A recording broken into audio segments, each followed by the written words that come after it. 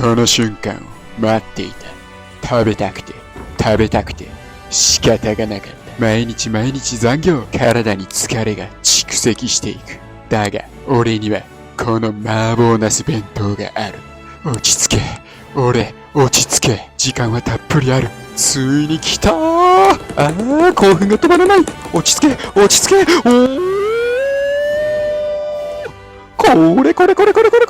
れいただきまーす。ラップを剥がして、こ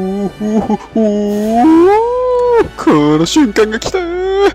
おいしい。最高。めっちゃ最高。もうどうにでもなって。